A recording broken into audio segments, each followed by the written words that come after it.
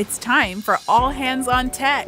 Climb on board as hosts Jena and Isaac explore all of the amazing things happening in Nova Scotia's tech sector. Each episode, we will chat with local experts to uncover the secrets of what makes Nova Scotia the best place for collaboration, innovation, and creativity. All Hands on Tech is proudly produced by Digital Nova Scotia, the industry association for Nova Scotia's growing tech sector. With 13,000 kilometers of coastline and a rich ocean biodiversity, it's clear why Nova Scotia has been nicknamed Canada's ocean playground. The ocean tech sector in our province is booming, and joining us today to share her experiences and insights is Jennifer LaPlante, Executive Director of DeepSense and ShiftKey Labs. We're thrilled to have you here. So thank you so much for joining us. Maybe let's give you a quick second just to introduce yourself and maybe what DeepSense is. Thanks for having me. I'm really happy to be here. So DeepSense is a program based out of Dalhousie University, and we are designed to help ocean sector companies understand and adopt artificial intelligence and machine learning. And the biggest thing that we want to see is really a huge growth of the economic drive in the ocean sector using data and making us really competitive globally. Super cool. Very cool. And not a better spot to have it is Halifax. Absolutely. Yeah. So do you guys have any hub offices anywhere else in the world? And you guys just based here in Halifax? We have a physical location here. We have team members that are spread out, and we worked with students all around. But we do have a physical office space in Halifax. Awesome. All right. So I'm going to stare at Jenna a bit here. So we're going to kick things off with some super quick rapid fire questions. These are just to get us all feeling comfortable. And Jenna, you want to kick things off? Yeah. So first question, fiction or nonfiction books? Oh, I think I'm going to have to go with fiction. Sorry, no, nonfiction. No, it's a mixture of both. It depends on the day. If it's nighttime, it can be fiction. And if it's daytime and travel and other things, it's nonfiction. That's fair. I can relate to that. Yeah. Definitely. You want to get those creative juices going with the fiction at night, and then during the day it's business. Or you just need something easy at night. I think that's shut what the brain off. Yeah, that's kind of nice my and vibe. Simple. Yeah, makes sense. So next one here is favorite way to relax after a long day of work. Oh, that's a really good question. Honestly, it's really sad. My favorite way to relax is rewatching one of the handful of shows that I enjoy, which include things like The Office, Arrested Development, Veep, 30 Rock, and I know them, and I know them by heart, and I don't have to really pay attention, so I really that's a good way to relax. Which one are you watching right now? I am rewatching Arrested Development right now. That's great. I find Arrested Development, I love it, but so many people don't talk about it anymore. I know. Which is so sad. There's so much hype for The Office, but Arrested Development is so good. Mm-hmm. It's intelligent. Yeah. It is. I think a lot of people never saw it in the first place. No, I don't think grew up so. in the middle of nowhere with only CBC, and Arrested Development played at 7 p.m. or something every day. So I watched Arrested Development as a 12-year-old maybe, and didn't really appreciate it. But now I feel like I should go back and try it again. Because you're right, it is. It's very intelligent. It is. And the third question here is, what's the best thing about your team at DeepSense? One of the best things, I guess I should say. One of the best things about the team at DeepSense, I think the one amazing thing is we have some incredible team members who handle our projects and communication. But one of the amazing things is the people who work on a lot of our projects are students. And we're constantly seeing new students come in. They have no exposure to the ocean sector. A lot are new to Canada. A lot are new to artificial intelligence. And so the growth that we see in the team members and the people who work with us is just exponential. They're super exciting and engaged, and really trying to grow people's attention is awesome. Having them realize there's a whole new world out there they didn't know about is really great. Very cool. What kind of backgrounds are these students coming from? Are they all in ocean tech? They're all in usually computer science and sometimes engineering. Sometimes they might be coming from a business or a science background, but most have never heard of the ocean or considered it as an idea of something to pursue. That's cool. Really? Yeah. Really interesting. So, and you said a good majority of them are international students, correct? Yeah. And they come kind of to Nova Scotia without that. I just find it interesting because I find so many folks come to Nova Scotia because they're ocean, there's so much ocean tech here. We have Cove, we have Dalhousie, with so many different initiatives coming out for ocean tech. So I find that so cool. Yeah, it's all computer science. I think a huge chunk of especially master's and PhD level, those graduate students come from other parts of the world and they're coming for great experiences in education.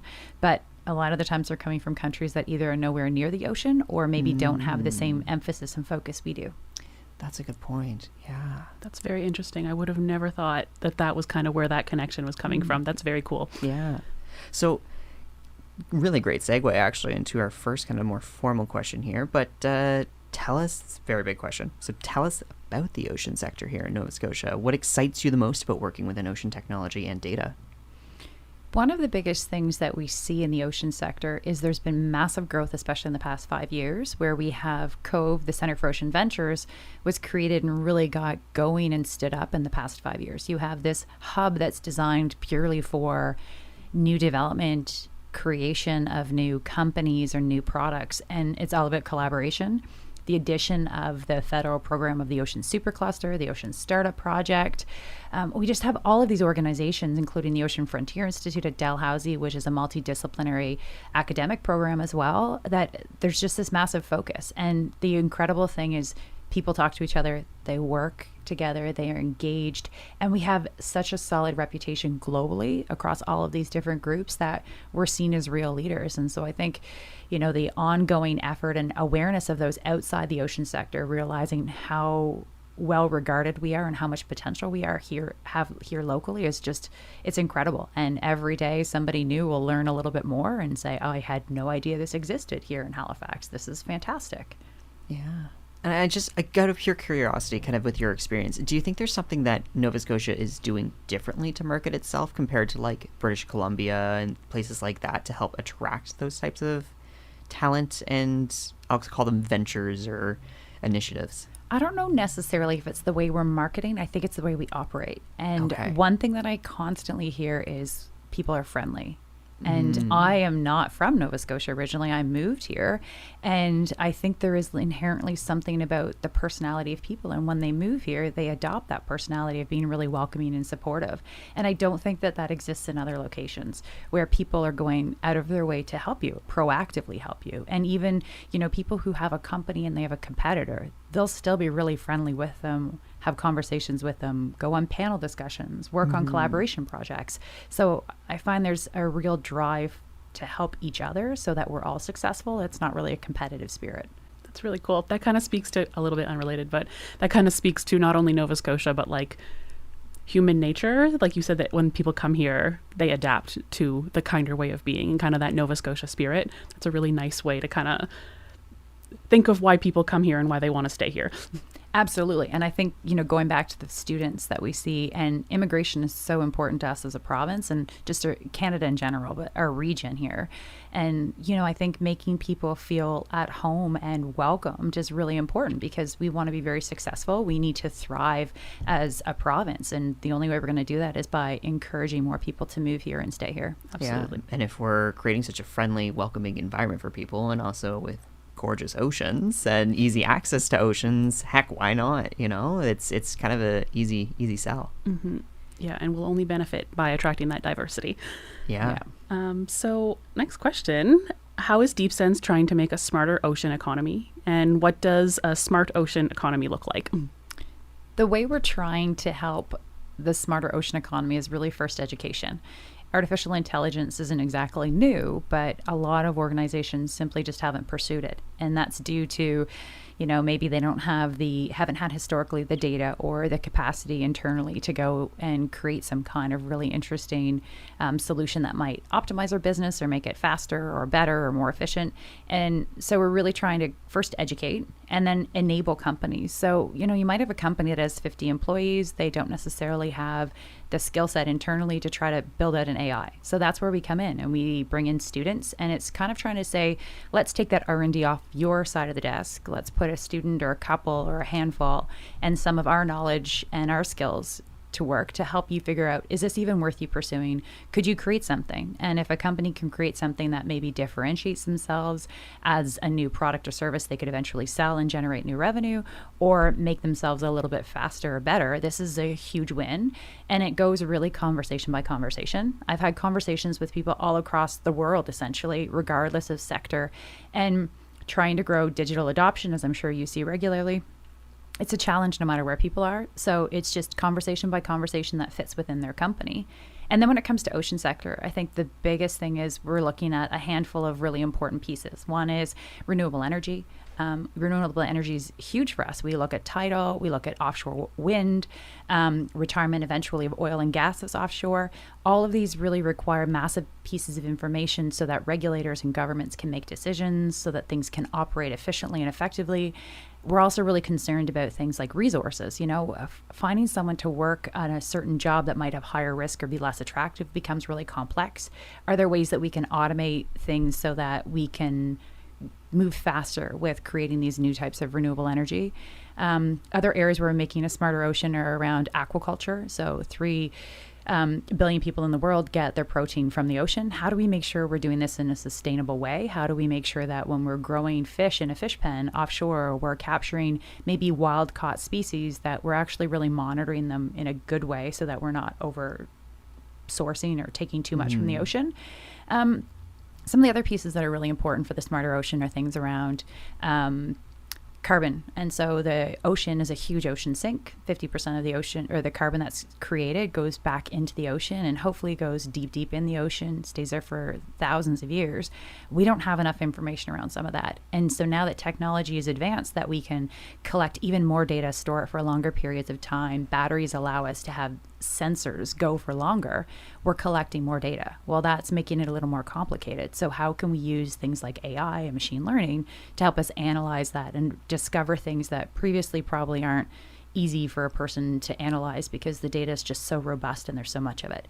So all of these really kind of culminate that it doesn't matter what the problem is. A lot of the AI pieces are transferable. It's just trying to find the right people, the right use case, and then trying to solve those problems. And there's that stat that says that a good portion of the ocean isn't explored. Right. Do you know what number that is off the top of your head? I know I it's don't. always changing and people are just throwing like I think random people numbers throw out there. numbers. But it's a decent amount of the Huge. ocean. Yeah, it's huge because it's, to your point exactly, like we haven't either been able to explore, we don't have enough data to properly explore it, and we don't have the resources to explore such a good, strong, high portion of the ocean. So there's so many factors involved there that you need that data to help validate that research being done. Right. So yeah, and I think that's really interesting because like it very much is like a global action that needs to be taken to resolve this and to help support the ocean and for a smarter ocean economy and stuff. Yeah. I think one of those things too, where, we tend to look at things very much associated with where we live. So Yeah. you look at a smart city, we look at rules and regulations around data transfer. Even if you were looking at a Tesla right now, they might drive autonomously in California. But that makes sense because California and Arizona, for example, don't have snow, not a lot of rain. You can do that. They don't do things like that here. But it makes sense for you to come up with rules and regulations because you control the streets in Canada, right? Our governments do. When you move out into the ocean, now you're dealing with international waters, who actually owns something, who's in control of it. And I think that's part of the whole global challenge that we have to really focus on too, that we have a coastline that we're responsible for, but then it also comes down to everybody being a good citizen of the world because our, especially our Atlantic Ocean that we're next to, is warming faster than anywhere else in the world. And so as our water levels increase, as storms become more intense, we're all really vulnerable. And just out of pure curiosity too, and if you don't have the answer, no pressure whatsoever, but are there any kind of, I shouldn't say organizations, but I would say maybe like countries that aren't necessarily along the coastline that are putting a lot forwards to help support ocean data and ocean exploration that you can think of off the top of your head? That's a really good question. And I'm trying to think, a lot of the countries that we tend to partner with do tend to have some coastline. There might be some European countries that have researchers that are interested in that, but it comes to Scandinavian countries where they're reliant upon fishing, so then they care a lot. You have some countries maybe more in South America that care because the coastline and erosion is important, as well as harvesting minerals and other types of things that are really important from an economic standpoint. But for the most part, I think there's definitely global effort that goes towards UN. The Ocean Frontier Institute, based out of Dalhousie, was recently part of COP26. And so they went and they were speaking about why this is really important, why Canada's important and really vested in this, but driving back to things like carbon, that globally we need to all be putting effort towards this because we're all doomed if we don't. Yeah, no, absolutely. It impacts everyone regardless or not if you're directly beside the ocean. So, yeah. So what areas are you seeing the most growth in Nova Scotia?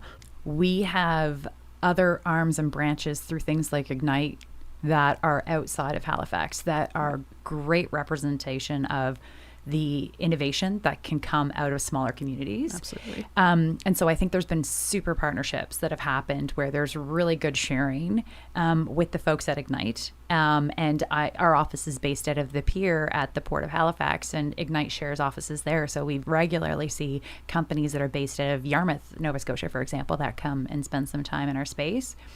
But I think Halifax we're interesting in the sense that we're part of Atlantic Canada and we definitely play well, but we're not as far away as St. John's.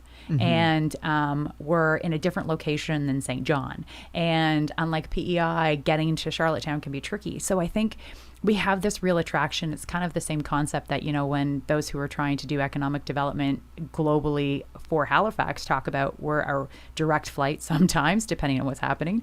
We're really close in terms of our ports are really, a quick and easy jump off point. I think, Halifax is really focused and doubled down on creating a small ecosystem. That tiny port we have just makes us a really good hub. We've been spending a lot of time with with NRC, National Research Council, around trying to create more of a sandbox in the Halifax Harbor. How do we do more R&D development? Recently, IBM and their partner Promar had the first autonomous vessel that crossed the Atlantic and came here and landed in Halifax. It wasn't supposed to, but it had some issues, and we were really happy to have it here. But it turned into this real discussion with the Coast Guard, Department of Transportation, lots of others in the Navy, because we don't have rules and regulations around autonomous vessels. And so what happens? Like, how do you decide whoever trained this model and the AIs that help run this? Tesla has billions of driving hours. How do we know what's actually gone into making this autonomous vessel come across the ocean? Does it know what a person on a Sea-Doo looks like or in a kayak? And does it just assume it's nothing and keep going? And so it's this whole thing that we have to really focus on as Canada collectively to figure out, well, Halifax is a great place. We have a very tight harbor. We have lots of partners that work really collaboratively together. We have Coast Guard, we have Navy, we have Department of Fisheries and Oceans. And so I think Halifax always offers this unique opportunity where there's these touch points and opportunities for companies, whether they're coming from offshore or like around the world, or they're trying to create a new venture here. You're 2 degrees of separation away from somebody that you need to talk to. Yeah. And I think that's one of the great things that we offer. Yeah. And I think another thing too, just to add on top of that, is a lot of folks have said that because of Halifax's just physical geographic location, is that there's so many folks in Atlantic Canada who export to Europe, for instance, and their time zones are so complementary. If you're in like England, where they're going to be the closest. I mean, aside from the folks up in Newfoundland, but sometimes that half an hour can get a little bit tricky. We pretty much are the best place to be. Yeah, a little bias, but there's lots of perks. But it's interesting to hear kind of on the ocean aspect, because as Nova Scotia prides itself in being like the ocean playground, we really do take ownership in that, and there's so much that we are putting forward to help promote that. So I think that's really, really exciting. It's funny. I had gone to PEI when I was 6, and that was the first time I saw the ocean.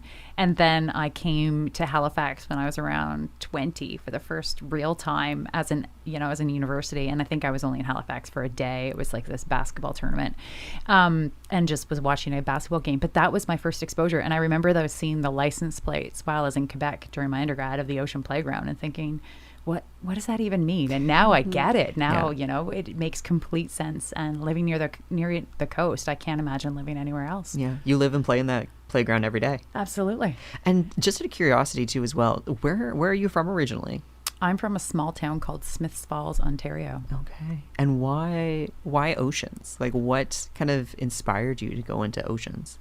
I didn't necessarily have the goal of oceans. I think, when I took this role 4 years ago, my goal was data and AI. I Gotcha. had skill sets in analyzing data and doing research and analytics, and had spent time trying to grow AI knowledge and expertise. And this opportunity came up, and now that it's here, that's one of the first things I talk about. Not always the AI is the leading point, is ocean is the kind of starting point to attract people.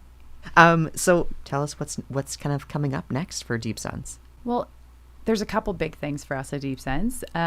We're always looking to support new companies. That's a huge component of what we do. We're fortunate that we have partnerships with things like the Ocean Startup Project, which is, through Novacor or Invest Nova Scotia and the Supercluster. And so we spend a lot of time helping those companies. We have good partnerships with Creative Destruction Labs. They have an ocean stream that comes out of Dalhousie. And so we see companies from around the world, and that's exciting. That launches, a new cohort launches in October. So we'll spend some quality time with some new companies. And the biggest thing for us is new cohorts of students. It's September. We have new students who are coming in. COVID was hard on university students, regardless of where they were in their life cycle of their education. And having things back in person has been really important for us, because there's nothing like students being able to actually do a tour and go to Cove, or go down to the waterfront and actually experience it. And one of the things I think about computer science students is kind of like me. I love to be home and be quiet and not social. And I think computer science students are like that. And getting them out of the classroom, or getting them out of their basements or their room, is really valuable, so they get a chance to see what's happening in our community. One of the last things that's really big for us too is mentors. And we're increasingly finding that students that are moving into the world of AI, there's not massive jobs out there yet in AI. It's still relatively new. Companies are looking for adoption, but we're always looking for engagement. And I think that's one of the great things that Digital Nova Scotia brings forward is, trying to create the community where you have somebody, regardless of where they are in terms of their career, how far they've advanced for, their first 3 years versus 20 years in, what kind of company they're working for. There's a really great community here. And I think moving forward with creating more mentors and conversations and education, and, we have different groups that we have talks for. We have a mentorship program that we share with Shift Key Labs and with Surge at Dal, which is all about flash mentorships. And I think the big thing for us is, now that we're in a bit of a different spot where people can meet, or it's a little bit easier to meet, we're really trying to make sure that every student that we connect with gets a chance to meet somebody new and grow their network. That's indispensable, honestly. And being able to see yourself in another person actively working in their career, well in their career especially, comfortable and happy, makes you feel more motivated to do the exact same. Yeah. I like your point too about AI, how there's not a whole lot of jobs here right now, because it's so true, is that AI is such a foreign concept to so many organizations, and even data some days is, which is kind of interesting. It's time for Tech Tips. So tell us a little bit about data prepping and what that is, and why it is never too early to organize and prepare for future opportunities. Anytime a company wants to use their data needs to be well organized and well documented and well understood. So we spend time with companies who will say things like, oh, but I'm just going to make an AI for that. And then when we actually go and try to have a look at their data, it's missing some fundamental pieces. Like maybe they didn't include date, or things have been stored in so many disparate files that organizing is really complex, or one person labeled something one way, then left the company and somebody else has labeled it a different way, and they're not consistent. So really thinking through how you store your data and annotate it is really, really critical. And one piece, I think, I live this world every day, so I talk about it, and I forget that it's not knowledge for everyone, but the world of computer vision is one of my favorite things. Taking images or video and being able to analyze them really quickly and efficiently is fantastic. And we have a lot of projects that focus on that. One thing that we find is that companies say things like, oh, I want to go and I want to use my images to figure something out. Maybe I'm going to go into the fish example. I want to identify a type of fish, or I want to count the fish. there's different ways to annotate your data and store your data. And if you want to count the fish, it's a very different thing than you want to find the fish in the image, which is a very different thing than identify the type of fish in the image, or understand if there's multiple fish in the image.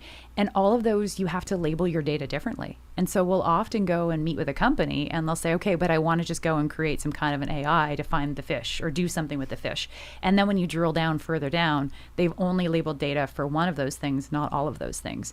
And it's just the recommendation I often have is the sooner you talk to someone who knows a little about this, the sooner you're going to set yourself up for success. So whether it's a prediction of something, whether it's using data for some other purpose, there's just lots of effort that has to go into it, but thinking about it sooner than later is really important. That's so interesting. As someone who knows nothing about data, in all honesty, even just considering these things is so interesting. So with your example, if you had that series of photos and you were looking to identify these different things, you would name that same set of photos different things in order to accomplish the different results? Is that how you go about it? Yeah, or sometimes you'd draw a box around the fish. Sometimes you'd label the image differently. It's all very varied based on what your goal and your outcome is. And so, I'm sure you've had things when you look at your photos, and sometimes it'll say beach day, and it will find every instance where there was sand. Right. I've had ones that has said dogs, and it will show pictures of dogs, but I also have guinea pigs, and it will show pictures of guinea pigs because it doesn't know what a guinea pig is. And that's a common thing where it's gone and just thrown things together that it kind of just gathers, and you can go and just let an AI try to do that. But if you're looking for something specific, like I want to know the rust that is on my vehicles that I use that run around the city every day and deliver things, and I want to know, or are they flat tires? Well, then we need lots of images of flat tires and non-flat tires and labeled as such, and then you can create something. But you have to know what you're looking for the most part, or you end up with guinea pigs and dogs. Right. Yeah, you have to train it first, and then you can actually run it. Yes. So interesting. Yeah, it's interesting. I love that whole idea of training AI, because it's like a kid. You gotta teach them this is what this is, this isn't what this is, and then going through that process. How good does it actually get? Well, is there always that human element that has to come back in to check it, or to Yes and no. And so here's an example. I've had it where I have two sons, and one's 12 and one's 15, and it's my Google Images has brought up images of the same kid from birth to age 12, and it's almost actually creepy because it just goes to show how well it is at differentiating between two individual, one person. It knows from all my images that this is one person, which is sometimes disturbing.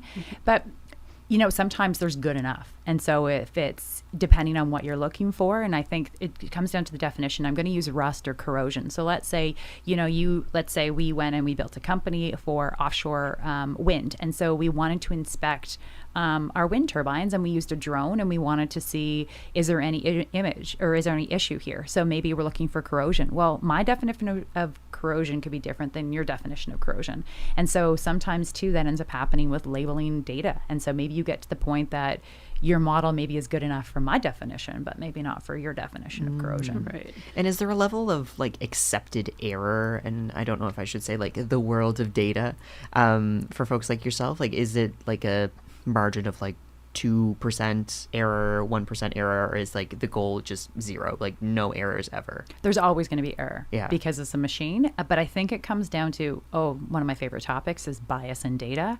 I really love AI ethics and bias in data. So if we were to do, let's say we were looking at cancer diagnosis and we were looking at cells, maybe that's really important, and maybe 99% of the time it's right. But what if 99% of the time it was right because someone like you was never included in the training set? And so as soon as they go and throw you in, it's not actually accurate. And so it's one of these things of what actually went into this data set to train it in the first place. So sometimes things could be 99% accurate and you think it's amazing, but then the question turns to, but what does it not know? And what bias is that interpretation kind of bringing forward? Is it excluding someone because of their background, their race, their age, where they live, all of these things? Interesting. Ethics is hugely interesting. Yeah. No. Are there any? I know. Another difficult question. Are there any boards or any organizations that are actively working to mandate ethics for data, or like what's kind of the development on that side? Because like kind of as we mentioned, like not a lot of people think about AI, and there's not a lot of careers out there right now that are solely focused on that. So like what's kind of the development there? So there's OECD has some policies and some rules that they're establishing right now that will set some framework for how you actually approve AI and allow it to be implemented. The problem, of course, though, is it's up to each country or region. Europe, like if you look at, I never get it, GDRP, GAPRD, whichever one that is, the acronym. They're really strict. Like I was just in Asia, and the pop-ups that you get for cookies are so much more prevalent than they are here, right? Like there's so many more rules that other locations in the world have.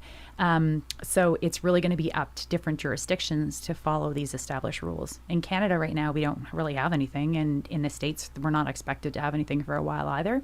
This is where the issue of AI comes into play, because a huge number of algorithms. So if you think of a recipe as an algorithm, it's giving you a calculation.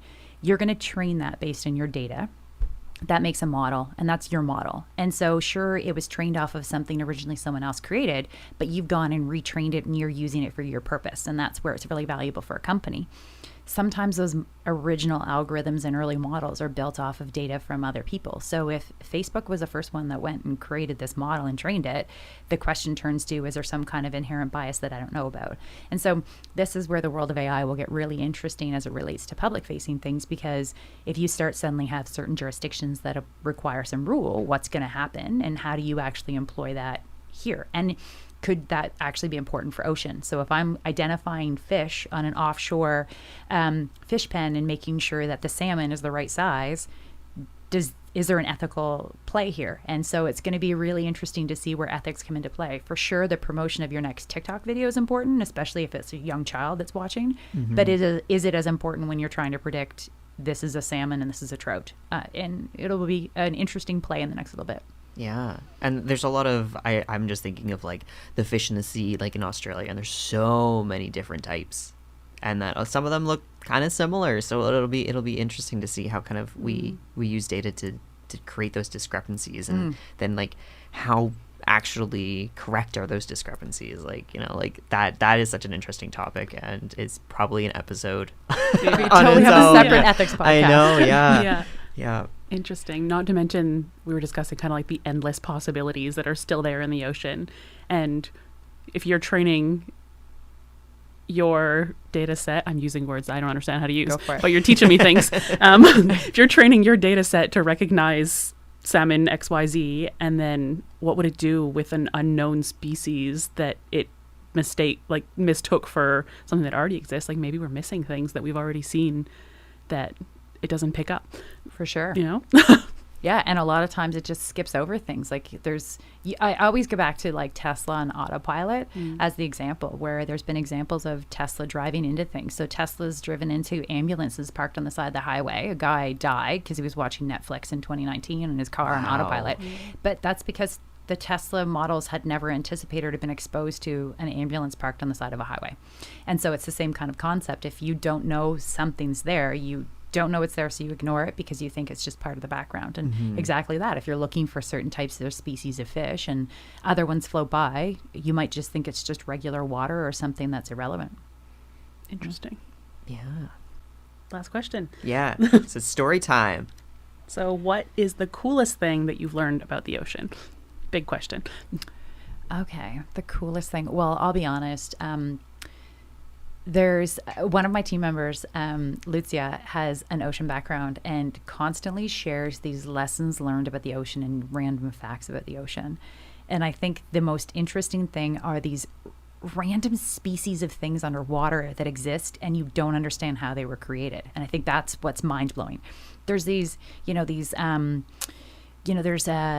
types of, I don't know what to call them, but they're like not a fish, they're invertebrates or something that like glow underwater, and they're like thousands of meters deep and they still glow. Or these little ones that are like little tubes that sit on coral and they collect things. Like, to me, I think the most fascinating thing around the ocean is the constant life cycle. It's like, I feel like it's the Lion King, the circle of life, but it's how that whole ecosystem survives and works together, and we're created to work together. And so every day that I learn something new about the ocean, it doesn't necessarily mean it's something that's sitting here in Atlantic, Canada, and it's just out in the harbor in Halifax. It's the fact that there's all of these really weird, sometimes funny looking things that exist, and then they exist for a reason, because somebody either eats them or they eat something else, and they all just work together.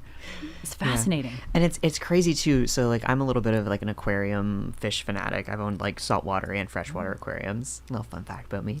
And the crazy thing is that a lot of people, so when they get tanks, they get like a smaller tank. So like, say like a 10-gallon or 20-gallon tank, and they think it's going to be super easy to take care of. But actually the 50 to 100-gallon tank is so much easier to take care of, because there's so much more room for error and so much more room for animals to, you know, like eat other animals, and then for that to like decompose and not completely disrupt the ecosystem. And people don't think about that, because they're like, smaller space means easier to clean or easier to take care of. But actually, and then you take that much larger scale, like the ocean, and to your point exactly, that everything works harmoniously, and that you really, it gets, sometimes things get to a point you don't even have to touch it. Like with like smaller, much smaller size aquariums in your house kind of thing. So it's interesting, that aspect of it. Super interesting. I've never owned an aquarium. I'm always impressed when people own them. Really? Yeah, that's a commitment of effort. Yeah, it is. The one downfall is I had aquariums when I was living in the city, and we were constantly moving. So the issue was I had a 32-gallon saltwater aquarium with like clownfish, live coral, live rocks, all that fun stuff. It was amazing, beautiful. But whenever we move, and we move every single year, because it's Halifax and I was in university, we'd have to, because you want to keep the salt water, and because if you dump that out, then you have to start the ecosystem all over again. So we'd have like 10 buckets just of salt water that we then would have to lug to our new apartment, then pour in the tank, let it reacclimate, all that fun stuff. It's crazy. The world of, and it's expensive. It's dedication. It is very expensive, yeah. But it's sometimes interesting to see that like on a smaller scale. Like I love looking at like aquariums and stuff. Georgia Aquarium is like hands down one of my favorite places to go, because they have so many different animals there and stuff, and are doing lots of great work. So yeah. What's your favorite ocean animal? Bonus question. I'm weird. I like ghost knifefish. They're kind of like eels. Do you know what they are? Cool. No, but it sounds gross. Yeah, they're like they're the only fish that can actually like back up and like go like 360. So they can like completely turn their bodies around and like to basically do loops. Another fun fact. I'm full of fun facts today. I think it's eels, is that scientists don't know how eels reproduce. So it's kind of disturbing, actually. Eels are a creepy thing. Do you have a favorite ocean? Yeah. I think I'm like pretty basic, but I love a great white. I'm obsessed with dinosaurs. Okay. And so like that connection there. Yeah. Yep. Yeah. Have you ever looked into the fact that whales, I don't know if it's a certain species, but whales actually used to be land-based with their and hips, walked and had little feet and stuff? Like Oh. that to me is mind-blowing. I had no idea. Yeah. Some of them still have like basically tiny little hip bones, essentially, that proves that they used to have their back legs. What? Very cool. That's crazy. Yeah. I just still am mind blown sometimes. Like people are like, yeah, humans used to be mermaid because we have like the little webbing between our hands. And I was like, I think that might be a little bit of a stretch, but I don't know. Wow. Yeah. What about you? What's your favorite? You know, one of the things that I did do years ago is did scuba diving. And the moray eel, as gross as they are, was... If you look at something that's created for whatever reason, it has this incredible green color. At least some of them do when they're in the Caribbean kind of thing. And they have these ginormous teeth, and they're terrifying. But when you look at something like that, it's so fascinating to watch it swim. It's so elegant and it moves. And then it might bite your hand off. But yeah. You just pretend you don't know that. Yeah. You watch the beauty from afar. Yeah. You Watch, enjoy don't the touch. moment. Yeah. Yeah. There's, I think like 99% of ocean animals are like that. Watch from afar. Yeah. Don't interact with them. I think let them live their a life. hefty respect for ocean life in general. Well, especially hugely important to enjoying if your favorite animal is a great white. Yeah. You know. will not catch me in the water with that. Yeah, I was in Hawaii in 2019, and it's my bucket list item to like cage dive at some point. I'm also terrified of sharks. Like, unrealistically, like I've never been in touch with a shark, obviously, but I wanted to do it, but I didn't. But still on my bucket list. One day, That's maybe. like saying I'm afraid of heights, but I'm also going to go free diving. Yeah, I know. I'm like, you're Yeah. really. I'm also afraid of heights, and I jumped off a bridge on purpose once in my life, and that's it. That's the bucket list item, and done. Do you do like your bucket list despite your fears? Like that's Yeah. how you perfectly crafted your bucket list. I mean, You're I like, I'm scared of this. Like, screw that. I I'm gonna keep do saying it. I have a bucket list. I don't really. I'm just using these. But yeah, sometimes if I'm like faced with something that I know I'm afraid of, I like to try to be like, nope, I'm going to do that. But not just like a stupid thing. Yeah. Like if it's something that I'm like, I have interest in this, I want to overcome myself. Sometimes they're tiny. I was scared of piercings and I got my nose pierced. Little baby things. Yeah, little steps. Have you ever gone cage diving? No, I've watched Jaws. Yeah. Like, Me too. You're like, I'm not stupid. it's terrifying. Yeah. Even just, have you used the Great White Tracker? Yes. The online Oh, search. I Like- love that. I love how they name them. Yeah. And their name's like Jennifer. Yeah. Jennifer, the 600, 800-pound great white shark. Yeah. And Just I love how close they Yeah. often get Just to our shores. chilling in Lawrencetown, you Yeah. know? No, thank you. Yeah, wild. No, I think as years to come, we'll definitely see more Jennifers Yeah. in the, Yes. Yep. the ocean. Without a doubt, which I think, when we talk about that whole ecosystem, like when you talk about your tank and how it's so, a large tank can survive in and of itself. We have a lot going on. That means it's not going to survive in and of itself. So. Yeah. Yeah. Well, there's a lot of people making a lot of big impacts in huge ways to the ocean life that is not reacting positively to it and is not Yeah. natural for it.